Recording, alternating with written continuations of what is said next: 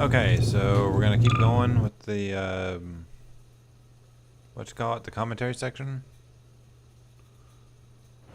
I think I'm on part 3, or episode. What you call it? Yeah, chapter 4. Enable that. And is this thing on? Yeah. Okay, this is recording. And it's been a couple days since I did, at least 3 or 4 days since I did the other recording. So. Water hazard.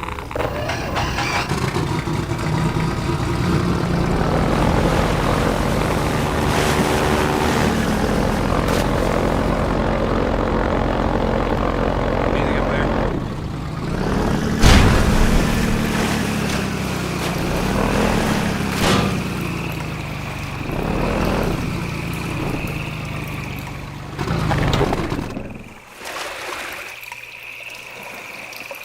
You know, the crickets sound so real.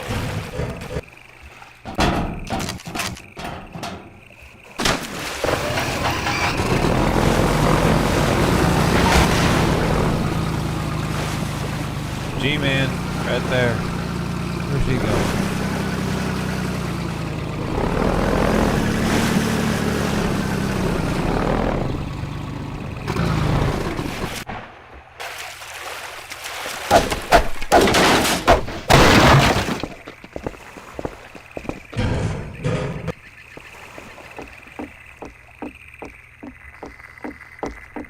Airboat time.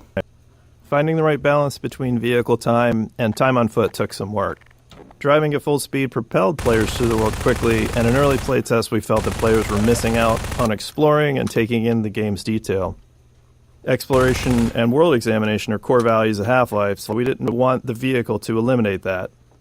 To address this, we added periodic spots where players could get out and explore small pockets of dense detail. Additionally, as the physics system evolved, we were learning new ways to use it. These spots off the airboat let us introduce an element of discovery around physics, like dropping crates into the water or combining barrels to raise a ramp.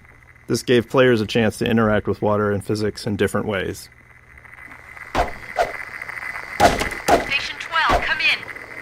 Station 12, do you read? No, we don't.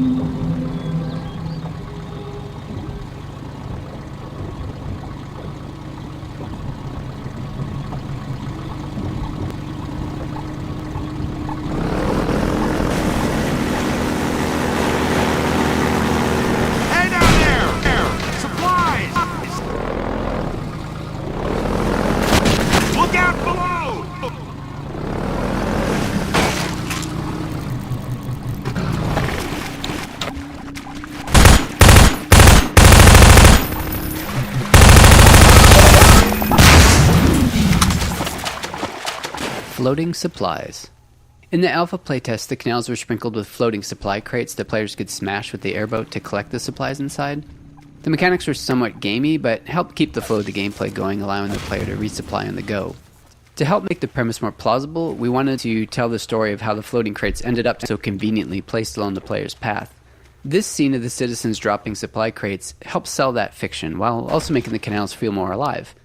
It also made players feel more heroic and important to be helped by so many supporting characters.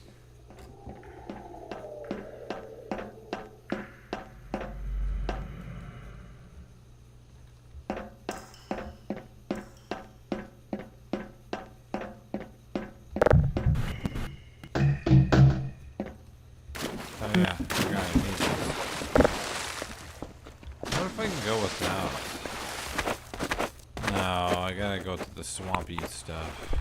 The radiation water. Yeah, I can't make it very long. There's a cheat, which is not what I'm wanting to do.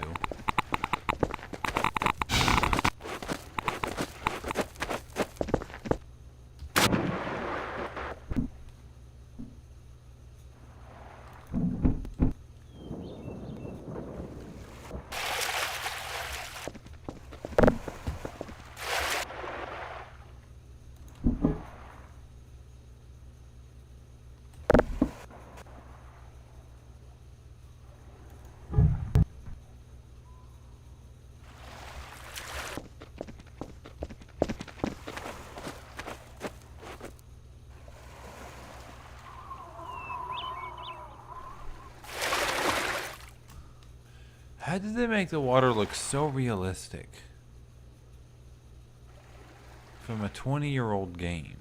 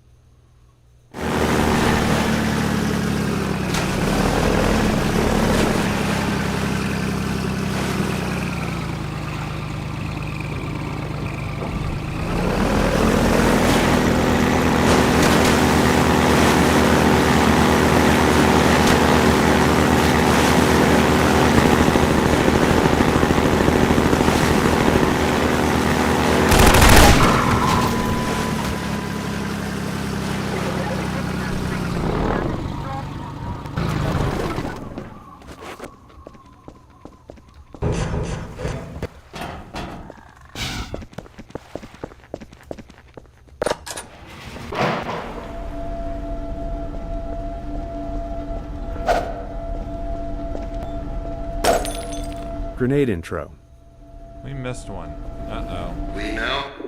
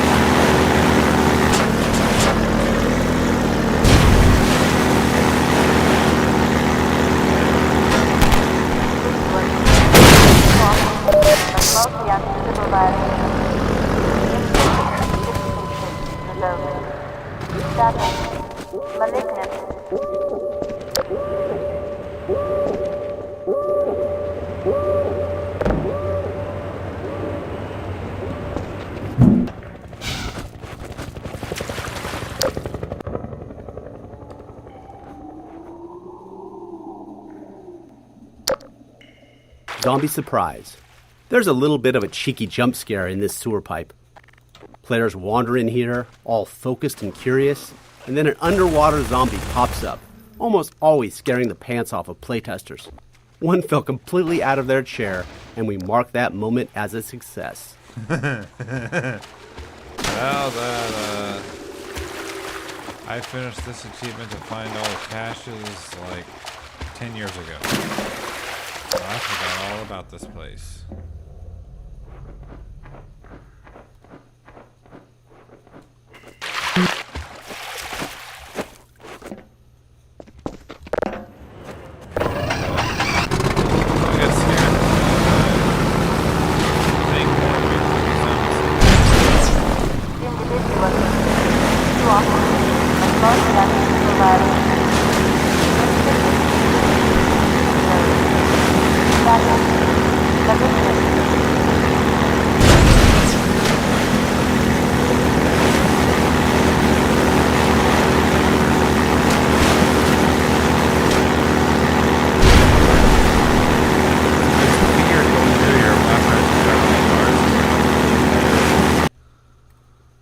This is weird.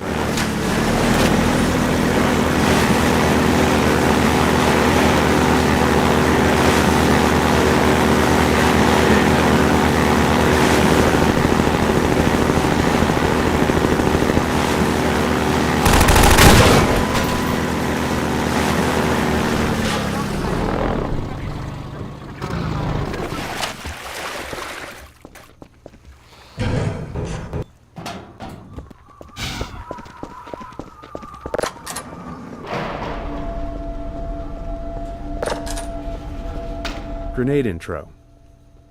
We conceived of this Combine base as both a training area and a playground for grenades, introducing them here in infinite supply crates to signal that it's safe for players to use grenades freely without fear of running out. Go wild. The Combine encounter here uses extensive markup to direct the soldier AI towards cover and provide good opportunities for players to make use of grenades. At the end of the area, the same infinite grenade technique helps players resolve the turret placement, as a direct assault is a lot more difficult if you don't. A bright red light and a particle trail were added to the grenades, making it significantly easier for players to follow their trajectory, whether they're throwing them or dodging one from a Combine soldier.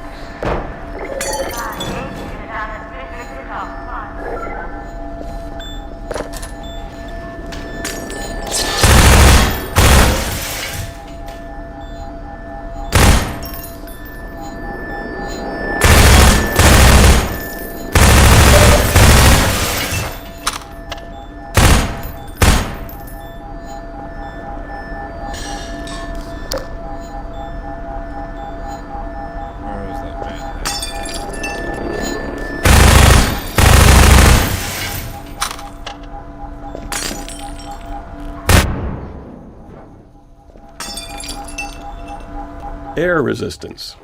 One important feature we had to add to our physics engine for Half-Life 2 was air resistance. At the time, physics engines would typically implement a general damping feature for slowing objects down as they moved, but this merely removes energy in a symmetric way. In order to create more believable motion, we decided to simulate air resistance instead.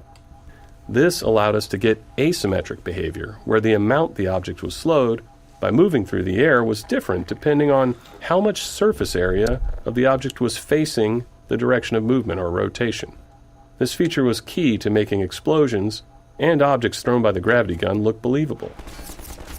Fast-moving and fast-spinning objects are among the most expensive things to simulate in Half-Life 2's physics engine, so air resistance also improves CPU performance in cases like explosions.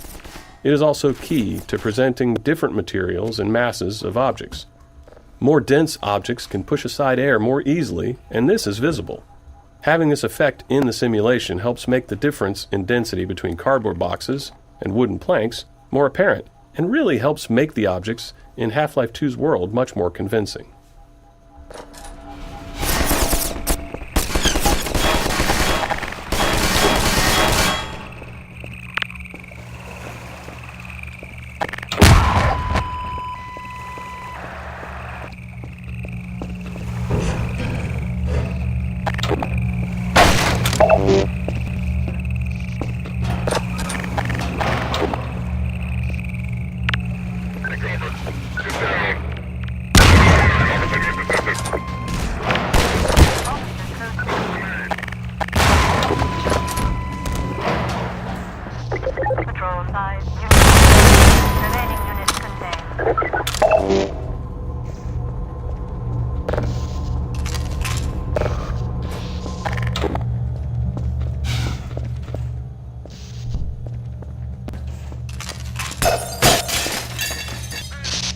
puzzle layers.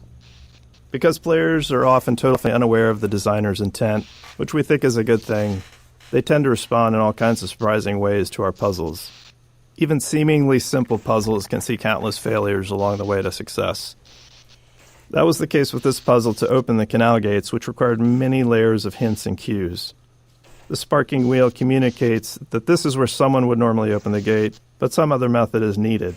A few crows draw the player's eye towards the solution, in this case, a bundle of girders on a pendulum. As grenades have been thoroughly introduced, we originally wanted players to throw one to break the wooden support structure, but that wasn't obvious enough. We added exploding barrels as a much clearer clue. But even after solving the puzzle, some players didn't realize that the gates were now open, which led them to endlessly explore the base interior looking for another exit. So we had to remind them of their original problem, the broken gate. We added smoke, the alarm klaxon, and a spinning light, and it was then that we finally started seeing reliably good results in playtesting.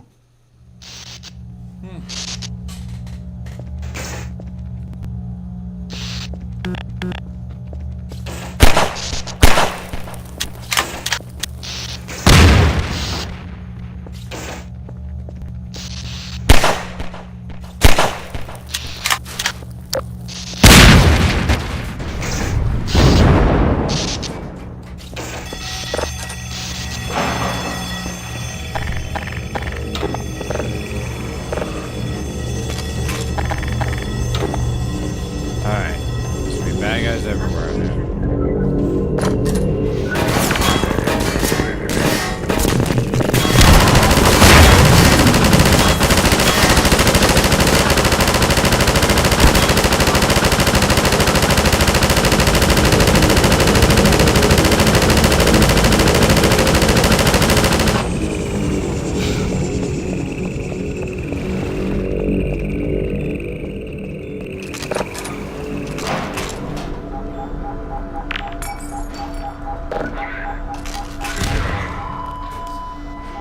Took out one.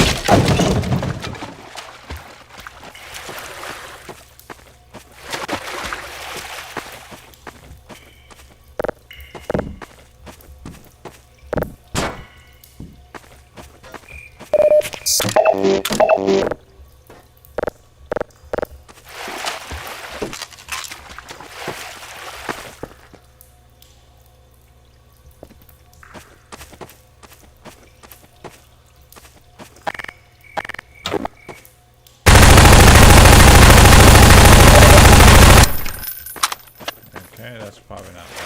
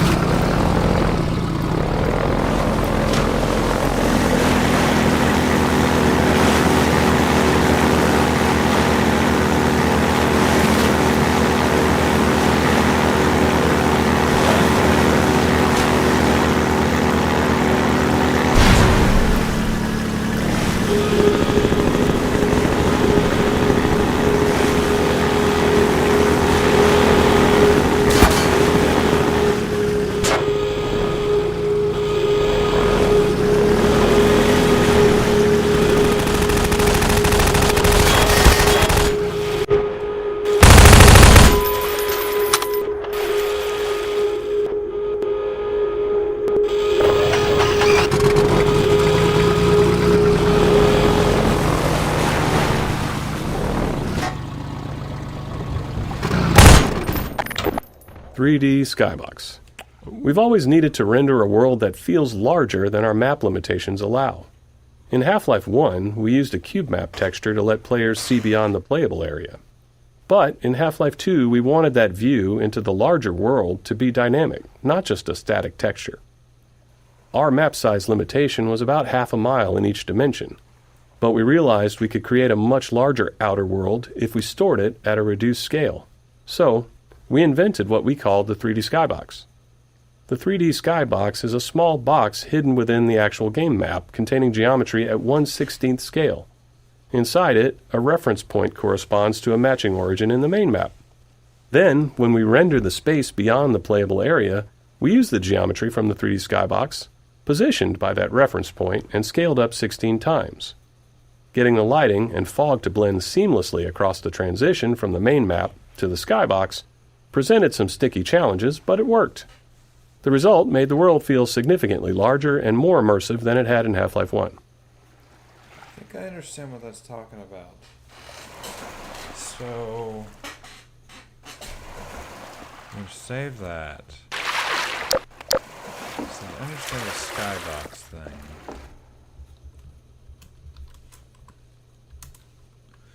We would have to no clip.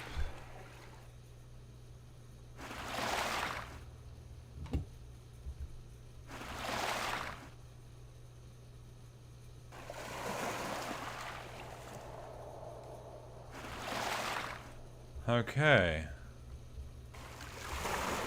See. This is what they're talking about for the skybox.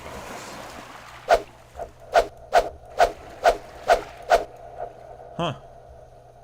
I've done this like a million times, but... Okay.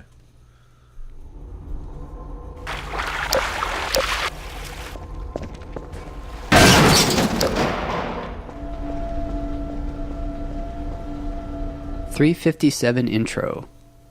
The Magnum, unlike the basic handgun with its slower rate of fire, is meant to be fired in a more measured, calculated way, dealing catastrophic damage to your target. Earlier versions of the Magnum had a bit of random dispersion, which we felt fit the heft and the less sensitive trigger pull of a larger pistol. However, this led to anticlimactic moments where players would carefully line up a shot only to miss due to the accuracy penalty. To address this, we made the first bullet perfectly accurate, with each subsequent shot becoming less accurate as you blasted away. Alright. I'm gonna grab that soldier's rope here in just a second.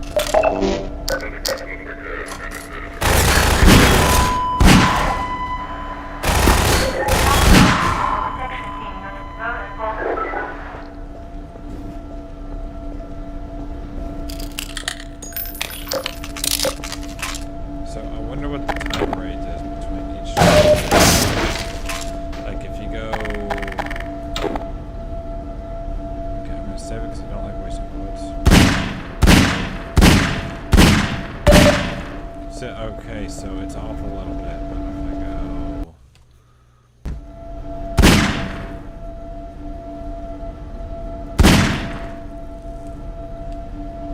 Okay, so...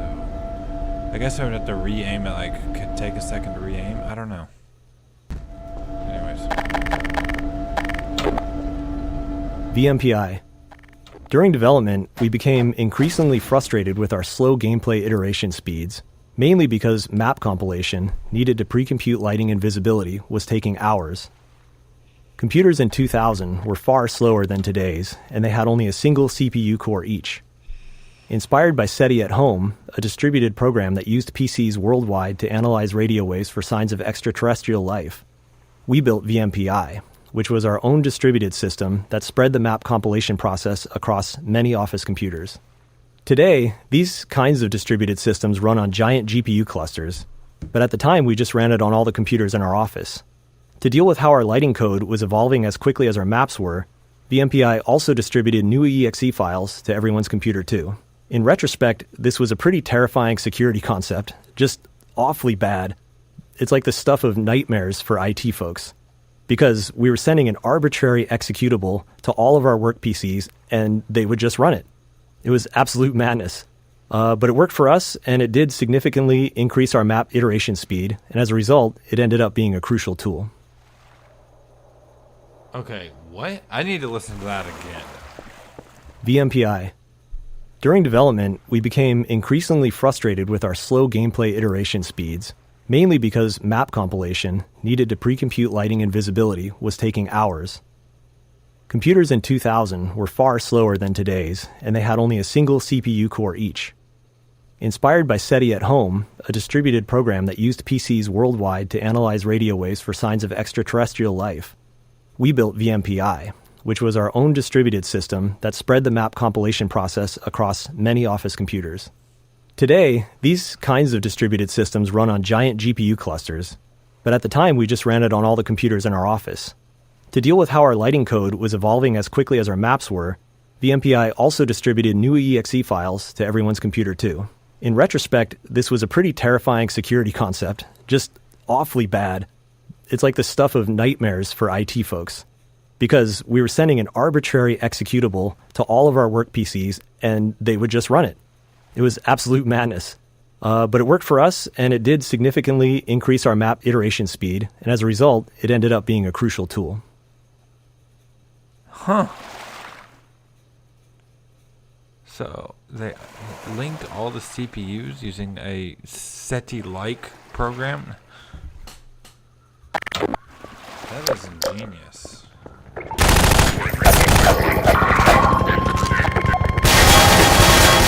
Unit down at Waste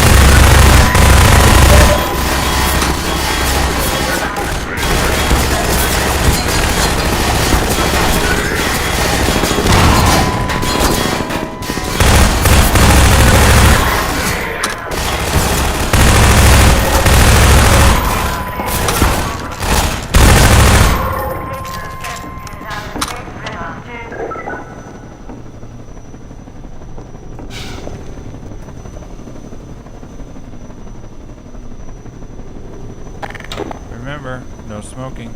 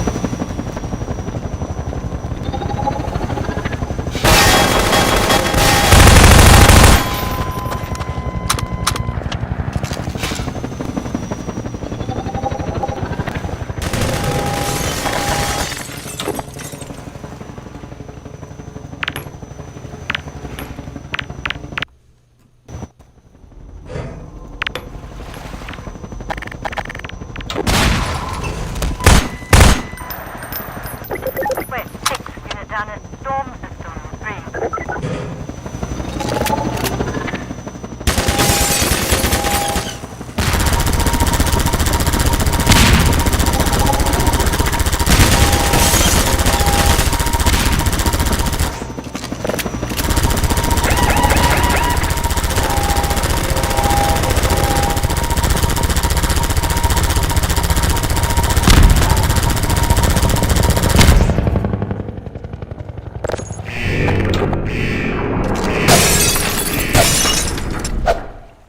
Mounted gun. The mounted guns were added here to help train the player on the gun's effectiveness against the attack helicopter for the final battle in the reservoir. This was necessary because up to this point, the helicopter was invulnerable to the player's weapons, and we had to give some indication that it could be harmed with larger weaponry. This was only somewhat effective in playtest due to the amount of pressure the player was under at the moment, which led us to developing the particle effects and sounds that would sell to the players that they were really doing damage.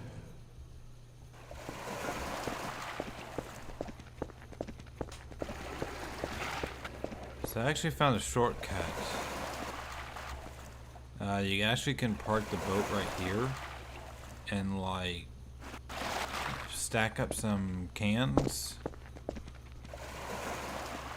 barrels, not cans, whatever you call them, and random pieces of wood, and you actually can hop up there. But I wanted to get every dialogue in the possible.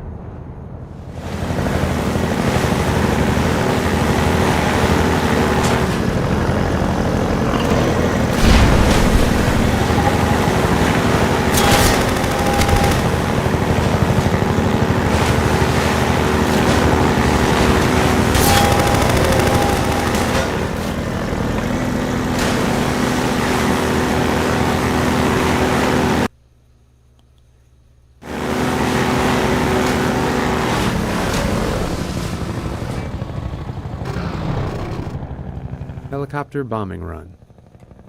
This is another example of us creating movement hazards while driving the airboat. The helicopter attempts to stay in front of the player when dropping bombs, and if the player backtracks, it switches to hovering and turns to attacking the player. In one playtest, a bomb just so happened to drop between the pipe seams, creating a pretty cinematic moment. The playtester had a positive reaction, so the team decided to script it so it happened every time. This process has become part of our organic design process. Every so often, a cool thing randomly happens in a playtest, and we find a way to make it happen more reliably.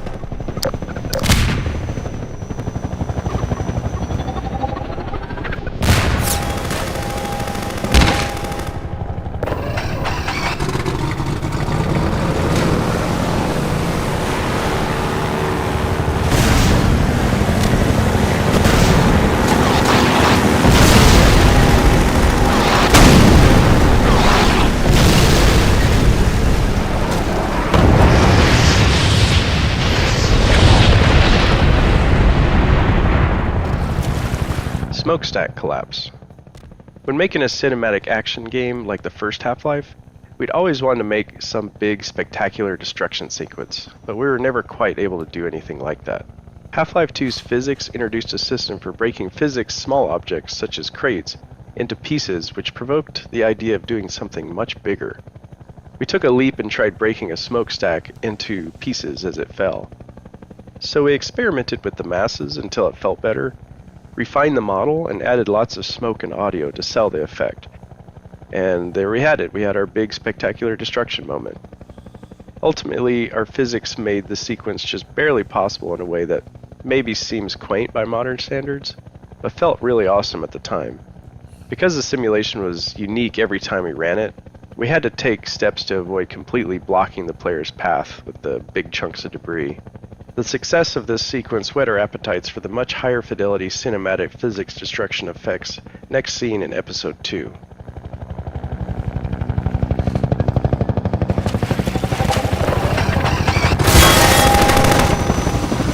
Smokestack collapse.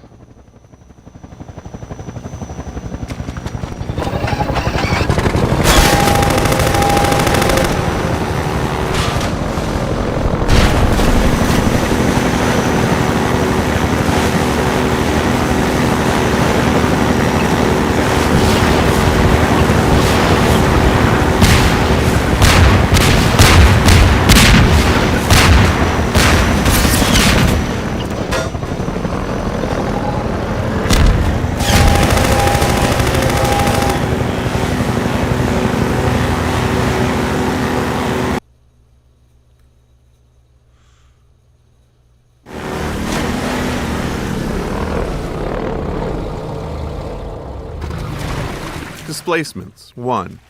After Half-Life 1 shipped, our level designers and artists wanted a better solution for outdoor environments, so we built the first version of our terrain system. It was based on subdivided quads. To visualize this, imagine a flat square divided into a grid, where each point on the grid can be moved up or down. Level designers could lay out multiple squares and then use a paintbrush tool to shape hills and valleys by adjusting the grid points. For rendering, we used a special blended texture, which combined two different textures. Each grid point specified how much of each texture to use, allowing smooth transitions between surfaces like sand, grass, dirt, and gravel. This type of terrain system wasn't unusual in game engines at the time, and we naively thought it would be enough for our game designers. Washing machine puzzle. We created the washing machine physics puzzle late in development, after playtesting indicated that players needed some downtime from the relentless pressure from the helicopter. Pacing contrasts like this can accentuate the high moments by resetting the player's emotional state and warding off exhaustion or even boredom. It was a positive sign that players reacted so strongly to all the work done to make the helicopter truly menacing, but if we didn't manage the stress of it, fatigue set in, which quickly started to feel like monotony rather than excitement. Originally, players quickly drove through this area, but because of the nice sunlight and composition of the canal here, we decided it was a good spot to pause the action and have the player spend some quiet time solving a puzzle. The puzzle itself, which was the first to use masses and pulleys, ended up giving rise to other physics navigation puzzles elsewhere in the game.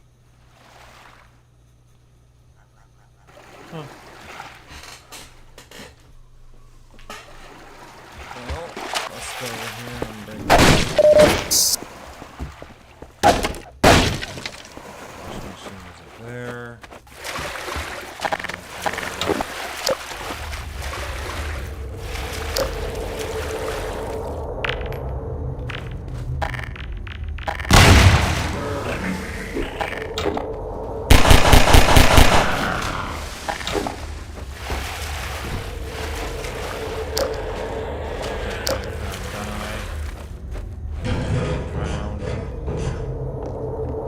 Displacements 2.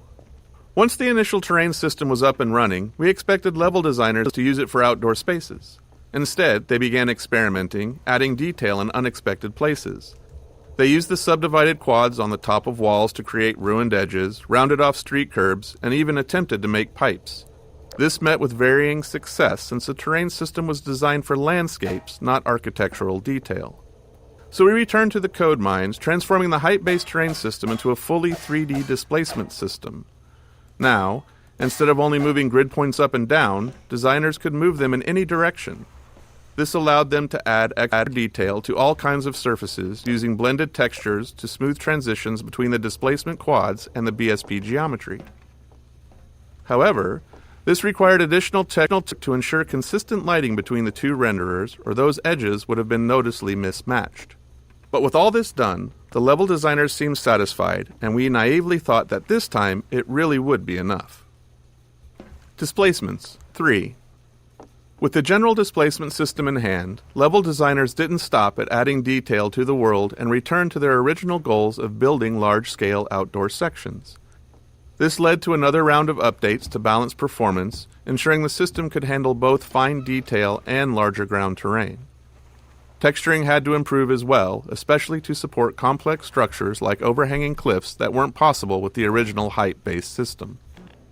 Designers, never one to rest on their laurels, also started using displacements to create caves and tunnels. While these additions looked great, they required even more technical adjustment. Eventually, we managed to wrangle the competing requirements of all the ways that displacements were being used, and they shipped in large sections of our game world. Looking back, displacements are a clear example of how technology and game design evolve together. It's a chicken and egg problem. We can't foresee all the ways a piece of tech will impact the game, but we also can't build the tech without knowing what it needs to accomplish. So, as is always the case, we have to build something. We start with a solid guess and see where it leads us.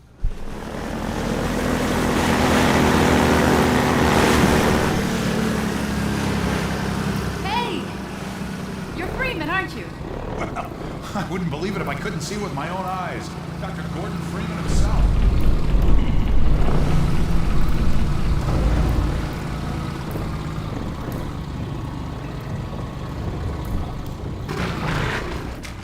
You can park the boat. It'll be safe here.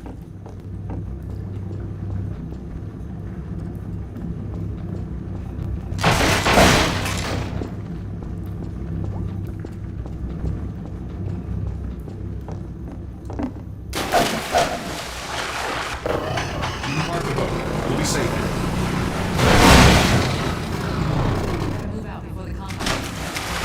We're just getting ready to pull out. We better hurry. Gotta tear down this camp and get out of here.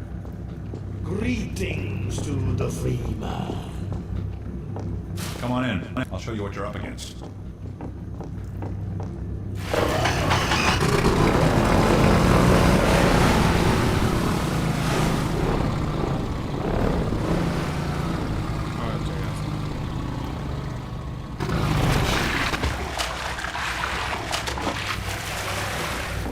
I wonder if the boat will automatically be moving here after the Vortigaunt wires the gun. He's going down there to mount the gun, and his gun will be mounted in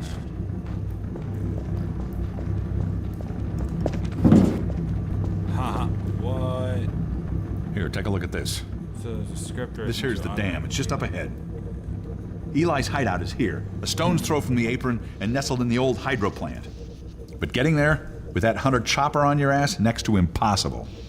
Good news is, the Vortigaunt's working his magic on your airboat, so you'll have a little more firepower going forward. I think he's just finishing up now. Go on out. Gestures. Each of our characters had a library of simple animations called gestures, which we could easily layer on top of other body movements. While originally planned as a production savings to allow us to reuse animations throughout the game, we found they actually had more utility than that. Humans often repeat certain movements, and these can be markers of a specific personality. As a result, our gestures library ended up capturing the essence of each character, helping to unify our animation team's understanding of who those characters were. This made it much easier for our animators to share any one character's workload among themselves, which production often required.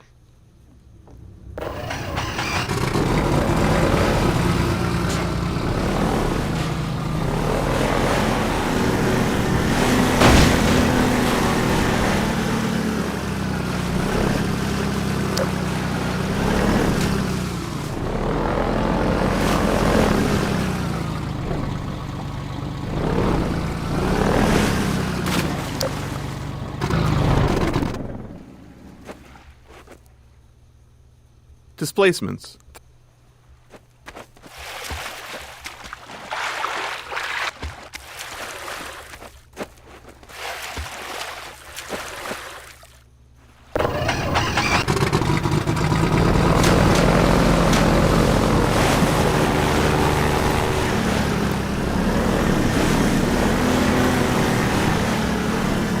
There's a sick one, sorry. Airboat Changeup. We heard from the playtesters that they wanted more varied gameplay from the airboat. Up until this point of the game, the player had no real way to fight back against the helicopter and other enemies, so it felt right to introduce a new weapon and in turn deliver a pacing change and set the stage for what would come next. In the subsequent areas, we added target practice to acquaint people with their new weapon. Extra physics force on the airgun projectiles meant targets would get sent flying and make it feel way more powerful than anything in the player's loadout. Even then, when it came to playtesting combat against the helicopter, a lot of testers still thought it was invincible and hadn't noticed our efforts to illustrate that it was taking damage from the combine-mounted guns earlier.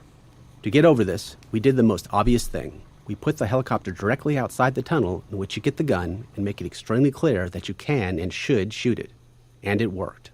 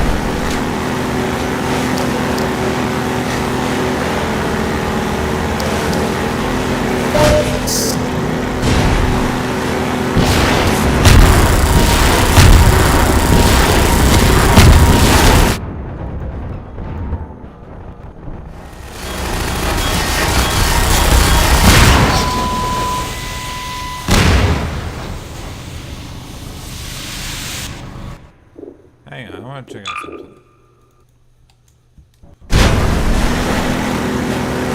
So did the enemy stop firing?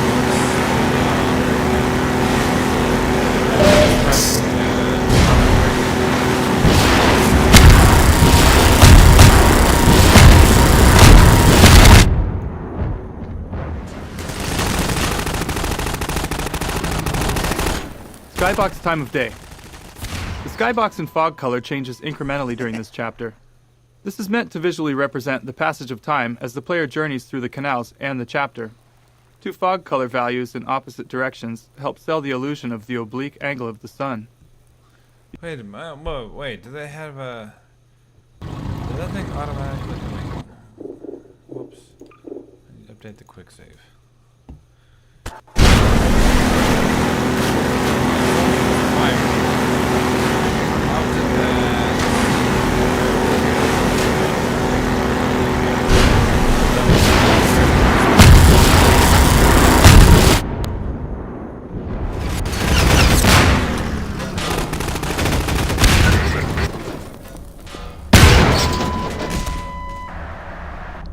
Talks by Skybox time of day.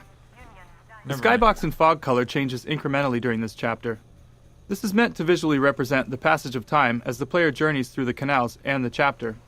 Two fog color values in opposite directions help sell the illusion of the oblique angle of the sun. You can see it getting closer to sunset by this point. This culminates in the helicopter combat arena with the sun setting and Ravenholm visible in the skybox.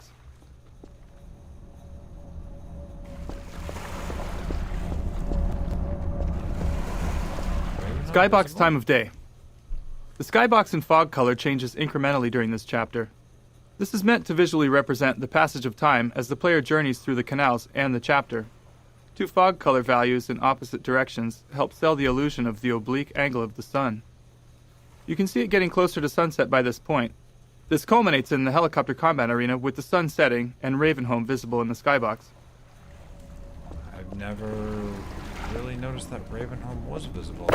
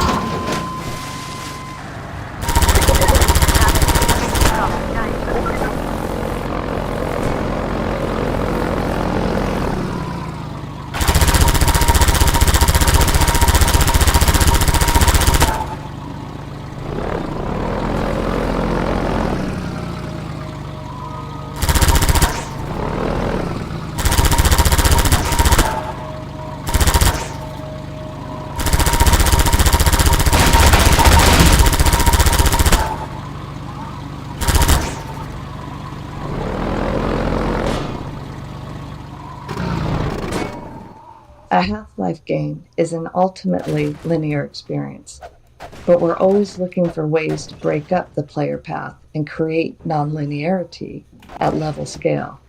This lambda cache, replaced with a zombie and headcrab ambush, was entirely optional and built only to add some of that nonlinearity to this section of travel through the canals.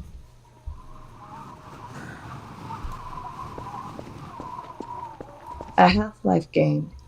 Okay, so that's the second.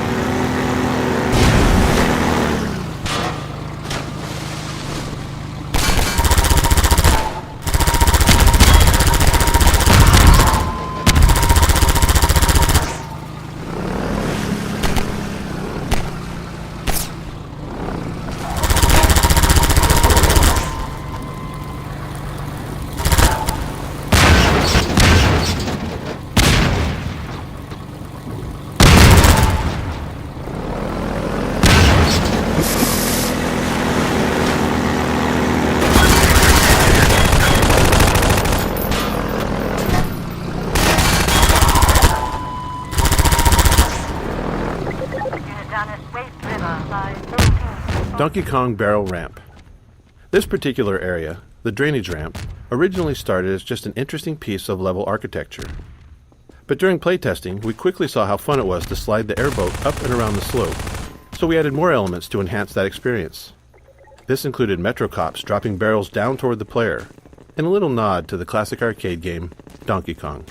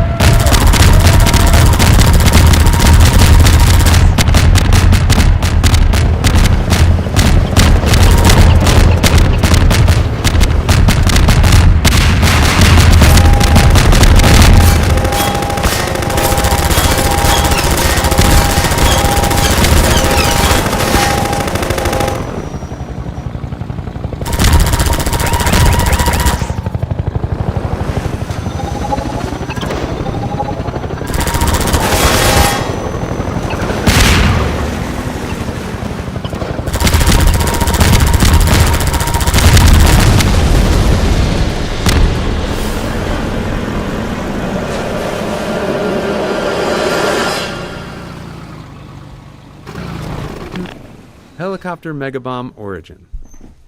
The Megabomb helicopter attack was based on a bug where a programmer accidentally removed the bomb drop cooldown, resulting in the chopper dropping hundreds of bombs all at once. It looked so cool that we decided that we had to keep it for the final shipping bombing run attack. That's hilarious.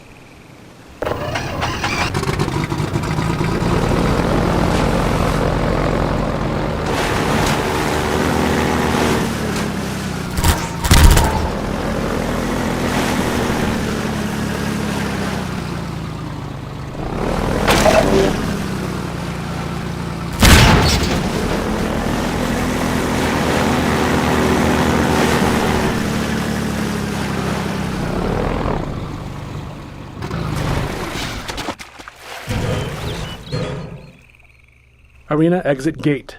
The wheel mechanism to raise the exit gate was added specifically to force the player to defeat the helicopter before they can move forward. We often refer to elements like this as gating the player, using design elements to keep them from progressing until they've completed a necessary task. Here, it's quite literally a gate. I've tried to do that many times. I cannot get past that helicopter.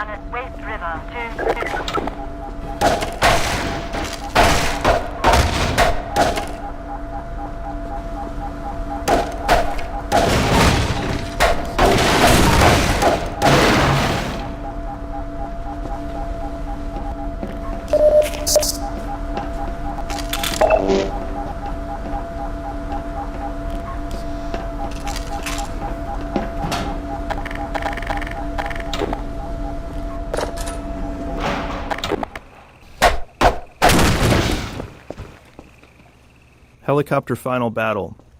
We designed this area as the arena for the final showdown between the player and the Combine attack helicopter. It's the player's chance to finally eliminate the relentless enemy that's been hunting them since fleeing underground after leaving Kleiner's lab. This area went through many iterations to get right. It needed ample space for fast-paced vehicle combat, a smooth movement flow with clear path options, and reliable performance. We also aimed for visual clarity suited to combat, striking but not overly noisy, while ensuring it would serve as a memorable vista once the helicopter is destroyed.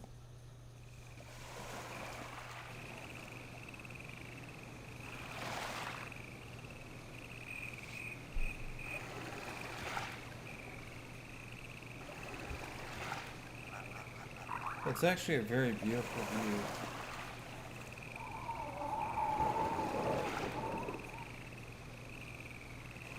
So I'm curious, where is Ravenholm? I've never paid attention to it.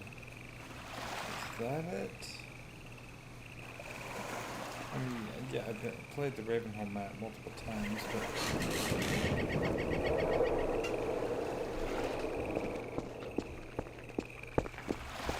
What? No. Helicopter Final Battle.